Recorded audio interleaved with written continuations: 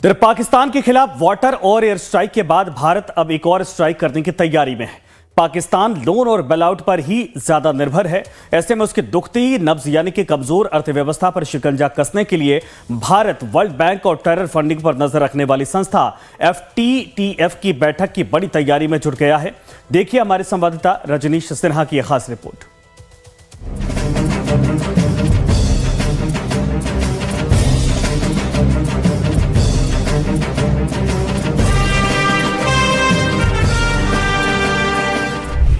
Operation सिंदूर के जरिए भारत के शूरवीरों ने आतंकवाद को बढ़ावा देने वाले पाकिस्तान को उसके किए की सजा दी है।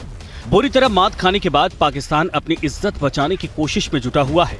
पहलगाम हमले के बाद भारत अब पाकिस्तान को किसी भी मोर्चे पर छोड़ने को तैयार नहीं है। रणभूमि में पाकिस्तान को धूल चटा चुका भारत अब वैश्विक स्तर पर उसे बेनकाब करने में जुटा हुआ है।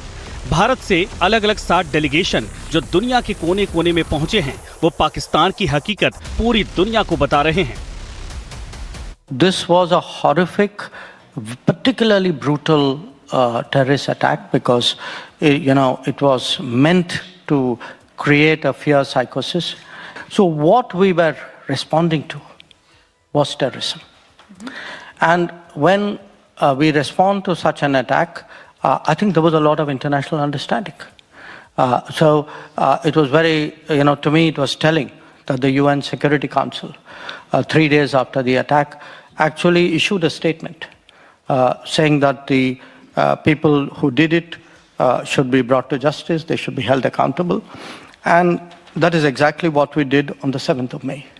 So we targeted terrorist headquarters and terrorist centers.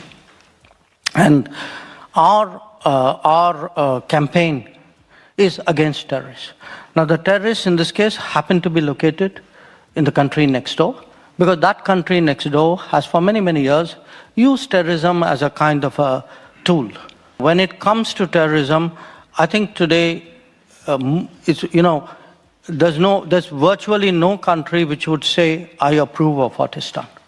Or no country which would say, I don't condemn what was done. And if I were to say, I have the right to defend myself, my people, I have the right to secure my country, I think much of the world would agree with me. And I'm happy to say that Germany does.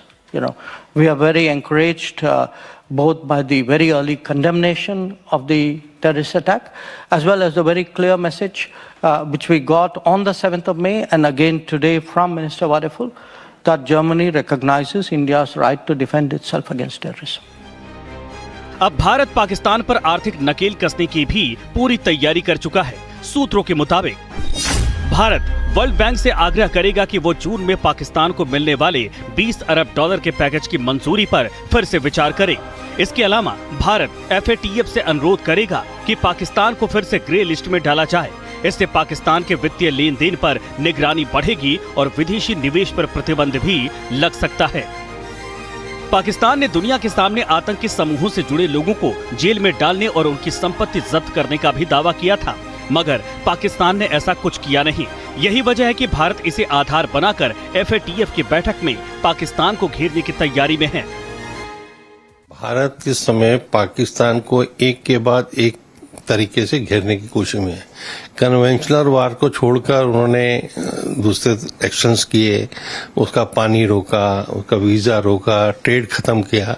अब ये जो है, already Pakistan 18 से 2022 तक grey list में था, और इस ग्रे लिस्ट में जाने के बाद उसको जो IMF से लोन मिल रहा है, वर्ल्ड बैंक से लोन मिल रहा है, उसके ऊपर जस्ट लाइक सैंक्शंस लग जाती हैं, और वो जो 37 कंट्रीज हैं वो सब उसको मॉनिटर करते हैं कि भाई इस तरह की जो चीजें करो। पाकिस्तान को पहली बार 2008 में ग्रे लिस्ट में डाला गया था, लेकिन 2009 में इसे हटा लिया गया। 2012 से 2015 तक इस पर निगरानी बढ़ाई गई। 2018 में फिर से ग्रे लिस्ट में डाल दिया गया था। इसके बाद पाकिस्तान ने वादा किया था कि वो आतंकवाद के खिलाफ कड़े कदम उठाएगा। इसके बाद उसे 2022 में लिस्ट से हटा दिया गया था। इस बार फिर भारत की तैयारी है कि ग्रे लिस्ट में डलवाया जाए। देखना है कि जून की बैठक में क्या होता है। भारत ये चाहता है जो पाकिस्तान जो आतंकवाद को इतना बढ़ावा देता है, इतना सपोर्ट करता है, पूरी दुनिया को फिर से सेंसिटाइज किया जाए। पूरी दुनिया को मालूम है, वैसे ऐसी बात नहीं है जो दुनिया को मालूम नहीं है। अगर आप देखते हैं यूएन सिक्योरिटी काउंसिल में जो उन्होंने 1267 कमेटी में कौन से हैं आतंकी, उसमें से आधे से ज्यादा पाकिस्तानी हैं। कौन से संगठन हैं जो आतंकी हैं, आधे से ज्यादा पाकिस्तानी हैं। ओसामा बिन लादेन कहाँ मिला? पाकिस्तान में मिला। डैनियल पर्ल की हत्या कहाँ हुई? वहां पर हुई। भारत में जितने भी आतंकी हमले हुए हैं सब पाकिस्तान ने कराए हैं। तो दुनिया को मालूम है, परंतु फिर से उनको एक बारी और बताना। भारत की तरफ से एफएटीएफ को लंबा चौड़ा डोजियर भी भेजने की तैयारी है, जिसमें मनी लॉन्ड्रिंग और आतंकवाद में शामिल संस्थाओं और लोगों के सबूत होंगे। आर्थिक जानकार ये भी बताते हैं कि जो लोन पाकिस्तान को मिलना है उसमें भी दिक्कत आएगी। पाकिस्तान को सब तरफ से घेरने के लिए अभी जब डेलीगेशन जो बाहर भारत ने भेजे हैं सांसदों के, उसका मकसद भी यही है कि भाई उसको पूरे वर्ल्ड में उसकी इमेज को करना और उसके ऊपर दबाव बनाना सब तरफ से कि भाई वो एक्चुअल कर। लोगों को पता है, लेकिन फिर भी भारत अपनी बात सभी देशों के सामने ले जा रहा है। भारत ये चाहता है कि पाकिस्तान जो भारत के खिलाफ आतंकवाद को इतना बढ़ावा देता है, पूरी दुनिया को एक बार फिर से इसको लेकर सेंसिटाइज किया जाए। यूएन सिक्योरिटी काउंसिल में जो आतंकी की लिस्ट है उसमें आधे से ज्यादा का पाकिस्तान से कनेक्शन है। भारत ने ये भी बता दिया है कि अब आतंकवाद पर समझौता नहीं करेंगे। पाकिस्तान के काले कारनामों का खुलासा भारत पूरी दुनिया के सामने करेगा। विश्व को बताना भारत की अब नई बदली हुई नीति, भारत की नई डॉक्ट्रिन आतंकवाद के विरुद्ध क्या है। जो हमारा जीरो टॉलरेंस है, हम ये न्यूक्लियर ब्लैकमेल के उसमें नहीं करेंगे, और जो भी अगर उधर से आतंकी घटना होगी तो हम आतंकी कौन है और उनके सपोर्ट कौन करता है, आईएसआई और आर्मी, उसमें हम कोई अंतर नहीं देखेंगे। भारत मानता है कि पाकिस्तान आतंकवाद को रोकने में नाकाम रहा है, जिसके चलते उसे फिर से ग्रे लिस्ट में डालना और कड़े आर्थिक उपाय करना जरूरी है।